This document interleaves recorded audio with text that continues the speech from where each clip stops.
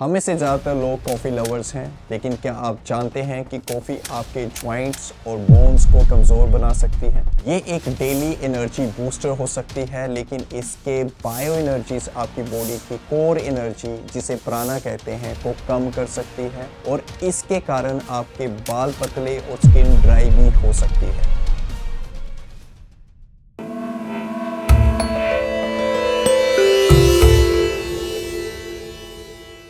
हाय, मैं हूं डॉक्टर विकास संगोत्रा, एक आयुर्वेदिक प्रैक्टिशनर, और आज हम मेरे 15 सालों के क्लिनिकल एक्सपीरियंस के साथ समझेंगे कि कॉफ़ी की बायो एनर्जीज क्या है और आयुर्वेदा के पर्सपेक्टिव से कॉफ़ी का हमारे शरीर पर क्या प्रभाव डलता है। चलिए जानते हैं। कॉफ़ी का मेन इंग्रेडिएंट कैफीन है, जो एक सेंट्रल नर्वस सिस्टम को स्टिमुलेट करता है। ये जागरूकता को बढ़ाता है, कॉग्निटिव फोकस को इन्हांस करता है और एडिनोसिन रिसेप्टर्स को ब्लॉक करके फिजिकल परफॉर्मेंस को बूस्ट करता है। इसके कारण अलर्टनेस और एनर्जी में टेम्पररी इंक्रीज होता है। अगर हम बात करें सेकेंडरी इफेक्ट्स में, तो साइक्लिक एएमपी लेवल्स को इंक्रीज करना, मसल फंक्शंस के लिए कैल्शियम रिलीज करना और हाई डोजेस में गाबा रिसेप्टर्स को एंटागोनाइज करना, जिससे ओवर स्टिमुलेशन हो सकता है। But what are the bio energies of the coffee? Ayurveda में किसी भी तरह के फूड और ड्रिंक्स को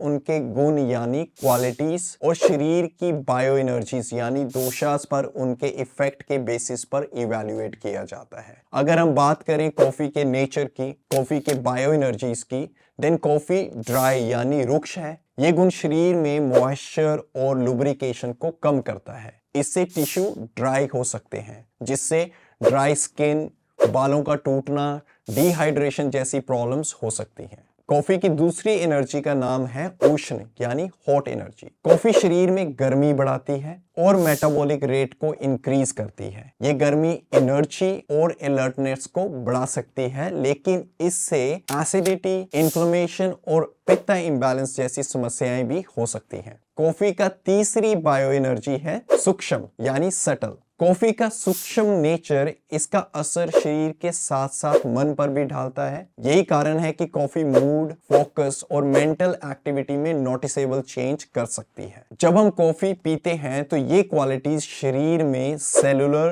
टिश्यू और एनर्जेटिक लेवल्स पर असर डालती हैं। इसलिए कॉफी को माइंडफुल तरीके से पीना बेहद जरूरी है। आइए जानते हैं हाउ कॉफी अफेक्ट्स योर दोषा।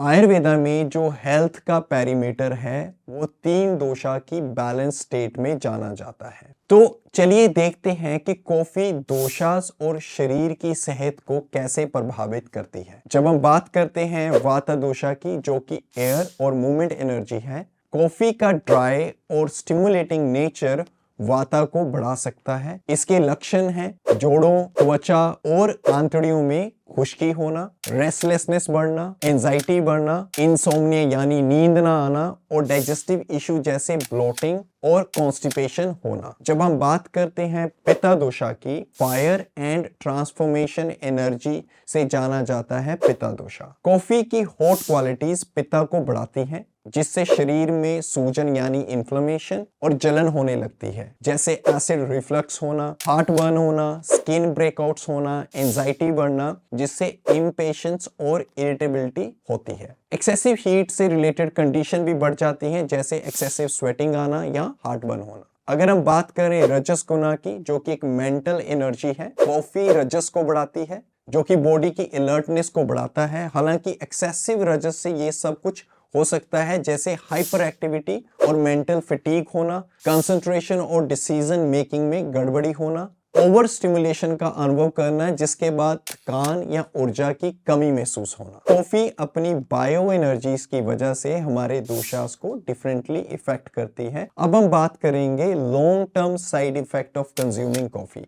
जैसे कि हम जानते हैं कॉफी वाता और पित्ता दोषा को इम्बैलेंस करती है, तो प्रोलॉन्ग्ड कॉफी कंजप्शन टिश्यूज और सिस्टम को डिसरप्ट कर सकती है। अगर हम बात करें बोन्स एंड जॉइंट की, तो कॉफी की ड्राइनेस जॉइंट्स में लुब्रिकेशन को कम कर सकती है, जिससे अर्थराइटिस और जॉइंट पेन जैसी समस्याएं बढ़ सकती हैं। अगर हम बात करें एनर्जी लेवल्स की, कॉफी के कारण रजस गुण की स्टिमुलेशन से टेम्पररी एक्टिवनेस और हाई एनर्जी तो महसूस होती है, लेकिन कॉफी शरीर में प्राण और ओजस को कम कर देती है, जिससे एनर्जी क्रैश, फटीग और टायर्डनेस हो सकती है, जिससे कॉफी पर डिपेंडेंसी इंक्रीज हो सकती है। अगर हम बात करें हार्ट हेल्थ की, कॉफी का स्टिमुलेटिंग इफेक्ट हार्ट पर स्ट्रेन डालता है, जिससे इरेगुलर हार्ट बीट्स या रैपिड पल्स हो सकती हैं। ये प्राणा और ओजस को कम करता है, जिससे ओवरऑल हार्ट हेल्थ कमजोर हो सकती है। अगर हम बात करें कॉफी का असर माइंड पे क्या होता है, तो एक्सेसिव स्टिमुलेशन से एंजाइटी, रेस्टलेसनेस और sleep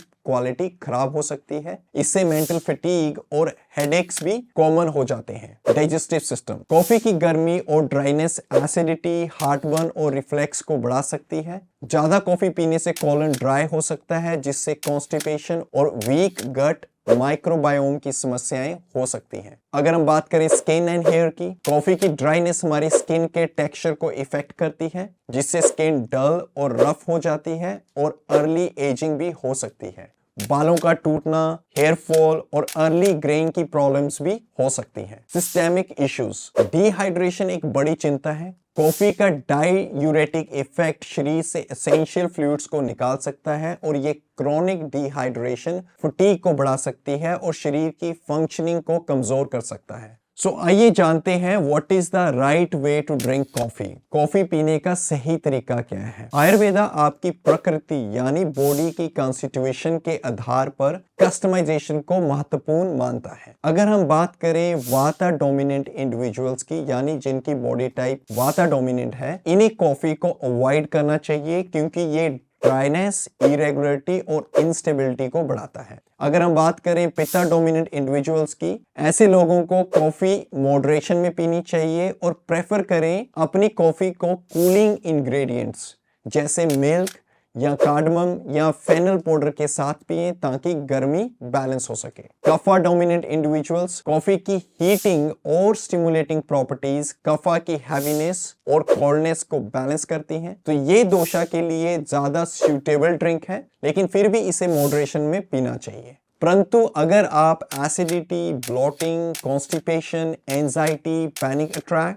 stress, sleepiness, joint degeneration, rough और ड्राई स्किन, ब्लेमिशेस और हेयर फॉल जैसी प्रॉब्लम से परेशान हैं, तो कॉफी पीना बंद कर दें। आइए जानते हैं कॉफी पीने की जर्नल गाइडलाइंस क्या है। According to Ayurveda, empty stomach पर या मील के तुरंत बाद कॉफी ना पिएं। कॉफी में क्लैरिफाइड बटर यानी घी और कोकोनट ऑयल डालें, ताकि इसके ड्राइनेस और गर्मी जैसे इफेक्ट्स को न्यूट्रलाइज किया जा सके। शाम को देर से कॉफी पीने से बचें, ताकि नींद में परेशानी ना हो। अब हम जानेंगे how to reduce the side effect of coffee और do a coffee detox. To reduce side effect of a coffee, यानी कॉफी की ड्राइनेस और हीट को कम करने के लिए, जिससे वाता और पित्त दोषा का इंबैलेंस होता है, तो हमें कुछ ऐसा करना चाहिए जिससे एक्सेसिव ड्राइनेस और हीट को बैलेंस कर पाए। तो आप घी या कोकोनट ऑयल डालें। ये हेल्दी फैट कॉफी की ड्राइनेस और हीट को काउंटर एक्ट करते हैं। कूलिंग इंग्रेडिएंट शामिल करें। कार्डमम,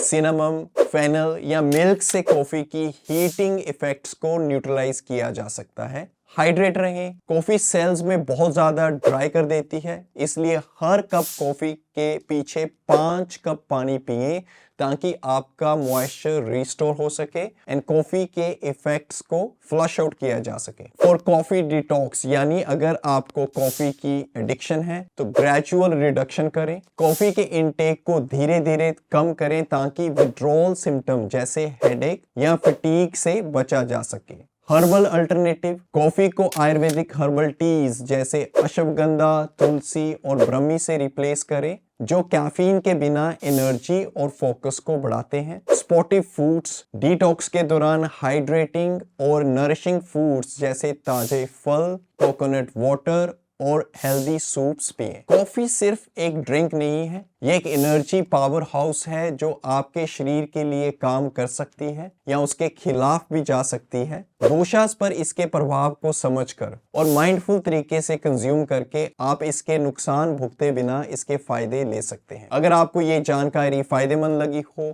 तो इस वीडियो को लाइक करें और अपने कॉफी लविंग दोस्तों के साथ शेयर करें और ऐसी ही आयुर्वेदिक हेल्थ टिप्स के लिए हमारे चैनल को सब्सक्राइब करें। मुझे कमेंट्स में बताएं कि क्या आप डिटॉक्स करने के लिए तैयार हैं। मैं आपसे मिलूंगा अगली वीडियो में, तब तक के लिए lots of love to the beautiful souls out there. नमस्ते।